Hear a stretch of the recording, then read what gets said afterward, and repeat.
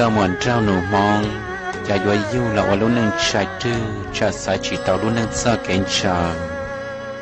sợi có túi lo tiếng gạo tiền trao ta lời lò có lúc của mua trồng tàu bong trao họ và có sai chỉ tàu lò yêu trao có lúc nâng sơ kén chờ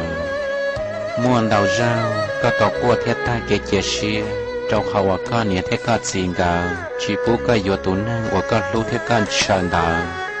vì tụ năng và có lâu thế con tràn đà xã chỉ tàu luôn năng lời yêu trâu dị năng mua xem luôn nuôi rong đi con do hai tìa các trâu sai là và lời ý lăng tu nhớ trâu hậu dị năng mua xem luôn nuôi thì có đèn đờ họ trâu còn là trâu lời ý lăng xã nhớ trâu hậu dị năng sò nhẹ thì có cho kể lu vừa trâu phải rong dạng gạo đi ót cho kể và ý lăng vừa tàu tàu ít cho mù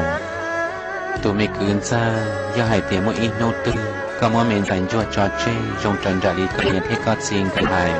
trên chơi mình dành cho nhiều tàu tàu sơ kể và trò cá chịu tàu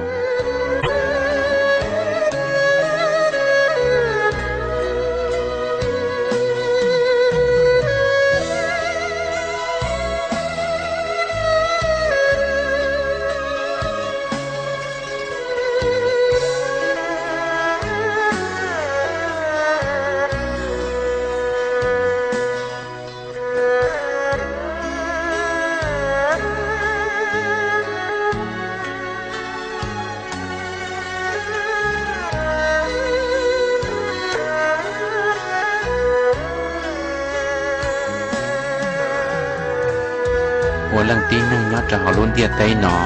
要有在毛些，他有在我个在些多么，vì do nhẹ chỉ tàu tây kế xin cho, mua trắng ti mấy lăng mùa, do hai tiệt thảo tư, mua ít tu ở dầu tủ luôn đây vui dẫn lời chè, sau pa là do chỉ tua, sau xe là do da mù, tây mình chu pli là do một thơ thiê đồ chia, tiếng lai đầy tàu, thiê luôn mình chơi mua, là do nhát tông chào đình chào. Có chỉ nâng tuần đòn nâng thổi dây sai, làm chuyện chỉ nâng yuột trở chỉ lại. Có chỉ dây tuần đòn nâng thổi dây khó, làm chuyện chỉ dây tệ tay yuột chỉ cho. Sợ linh đã lò, sao qua mơ, mấy lăng mùa.